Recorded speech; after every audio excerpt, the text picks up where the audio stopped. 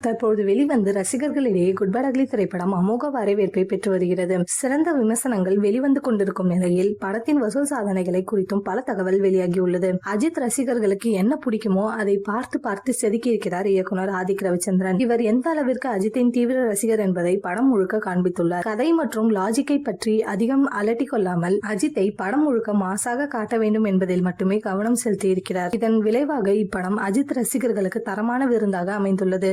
ஒவ்வொரு காட்சியிலும் ரசிகர்கள் தாறுமாறாக கொண்டாடிய வீடியோக்கள் இணையத்தில் வைரலாகி வருகிறது. விடாமுயற்சி அளவு குட் பேட் அக்லி படத்தின் முன்பதிவு இல்லை என விமர்சனங்கள் எழுந்தன. ஆனால் ரிலீஸ் நெருங்க முன்பதிவு விறுவிறுப்பாக நடைபெற்றது. முதல் நாளில் மட்டுமே இந்திய அளவில் குட் பேட் அக்லி திரைப்படம் ரூபாய் 40 கோடி வரை வசூல் செய்திருக்கும் என கூறப்பட்டது. அது மட்டும் இல்லாமல் உலக அளவில் முதல் நாளில் ரூபாய் 100 கோடி வரை வசூல் செய்திருக்கலாம் என தகவல்கள் வெளியாகின. மேலும் தொடர்ந்து 3 நாட்களும் விடுமுறை தினங்கள் என்பதால் நாளுக்கு நாள் இந்த படத்தின் வசூல் அதிகரிக்கும். அந்த வகையில் 4 நாட்களில் மட்டும் குட் பேட் அக்லி திரைப்படத்திற்கு ரூபாய் 300 கோடி வசூலை எட்டிவிடும். அஜித் கெரியரில் விஸ்வாசம், துணிவு ஆகிய 2 படங்கள் தான் இதுவரை அதிக வசூலை அள்ளியுள்ளது. அந்த வகையில் குட் பேட் அக்லி திரைப்படம் ஒரே வாரத்தில் ரூபாய் 300 கோடிக்கும் அதிகமாக வசூல் செய்து அஜித் கெரியரில் அதிக வசூல் செய்த படம் எனும் வரலாற்று சாதனையை நிகழ்த்தும் என எதிர்பார்க்கப்படுகிறது. இந்த படம் 500 கோடி பாக்ஸ் ஆபீஸ் சாதனையை நிகழ்த்தும் என படக்குழு நம்பிக்கையுடன் காத்திருக்கின்றனர். அஜித் நடிப்பில் உருவான இப்படத்தை ஆதிக் இயக்க மைத்ரி மூவி மேக்கர்ஸ் தயாரித்திருந்தனர். மேலும் த்ரிஷா, சுனில், அர்ஜுன் தாஸ், பிரசன்னா போன்ற பல நட்சத்திரங்கள் முக்கிய கதாபாத்திரத்தில் நடித்திருந்தனர் என்பது குறிப்பிடத்தக்கது.